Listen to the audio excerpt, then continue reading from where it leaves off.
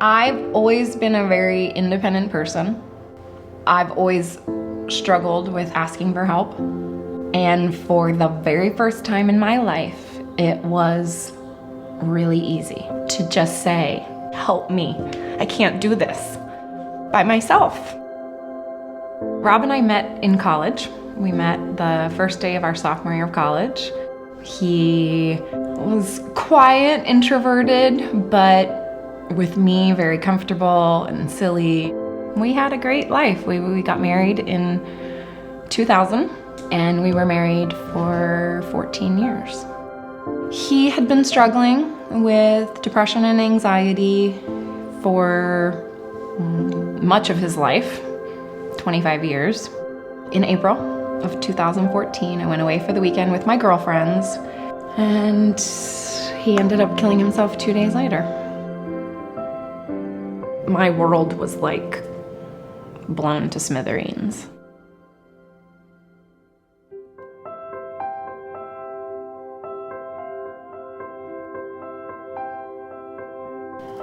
It changed me. I showed up 3 weeks after Rob died, and I've been going ever since. So I try very hard not to miss a meeting. When I do miss a meeting, I struggle.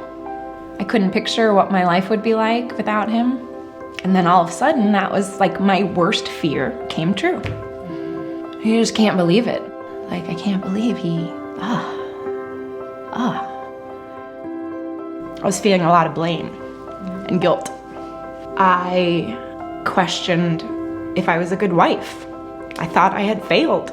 In the emotions of loving someone who's mentally ill, I also felt relief. And I felt so guilty about that.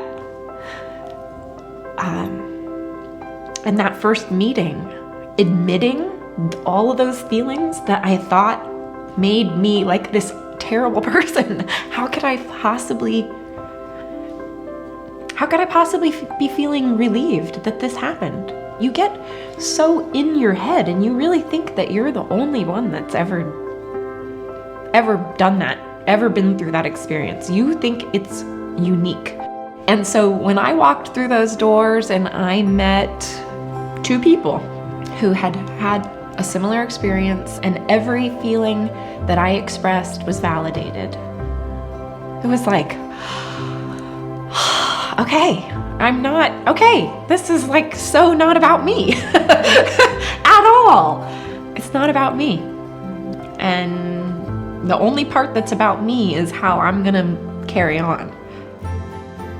Carving out that time in my schedule to take care of myself and recognizing that that's part of my mental health is to go there. And I find the more I talk about it, the easier it gets. The more open I am in the group, the more open I can be with other people in my life.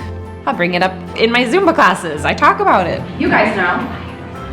Zumba is what got me out of bed. So I talk about him, and I talk about our life, and I talk about his suicide, and it's healing. If you're a survivor of suicide loss, you've lost a loved one, no matter how close or removed you are from that person, go to a support group. You will find community, you'll find people that have lived through it and understand your experience and your feelings. I would say go as soon as you can. Go.